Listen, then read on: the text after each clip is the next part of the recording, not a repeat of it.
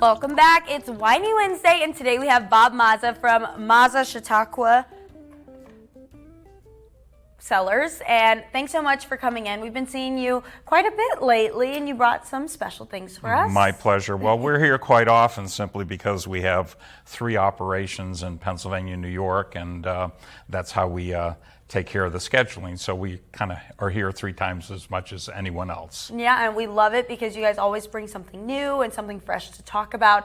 And today you're talking about more than wine, actually. We are, and I just mentioned to you before we were on the air that maybe we ought to change it to Wine and Whiskey Wednesday, perhaps. But yeah, we have some exciting news about our straight bourbon, which is produced in our New York operation in Westfield at Mazza Chautauqua Cellars, and the brand for the spirits and the beer is 5 and 20 Spirits and Brewing.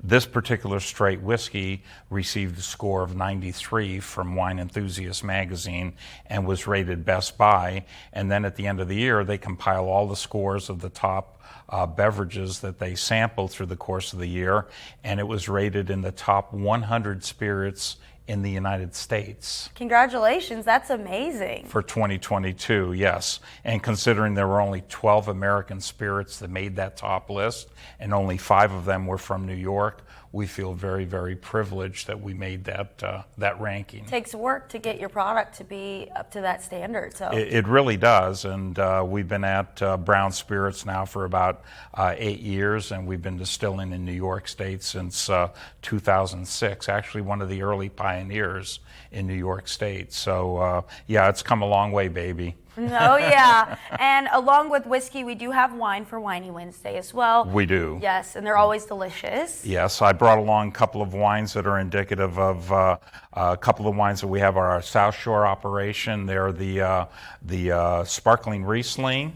and also the Gruner Veltliner. And the reason I brought those wines is because those wines were just judged in the Pennsylvania Wine Society. It's basically a group of people that are very interested in promoting Pennsylvania wines.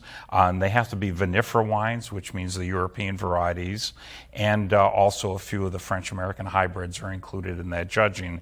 And these 2 particular wines this year made the top 10. So we had 2 out of the top 10 positions. And there were a couple of other wineries in the area from the Lake Erie region that also made the top 10.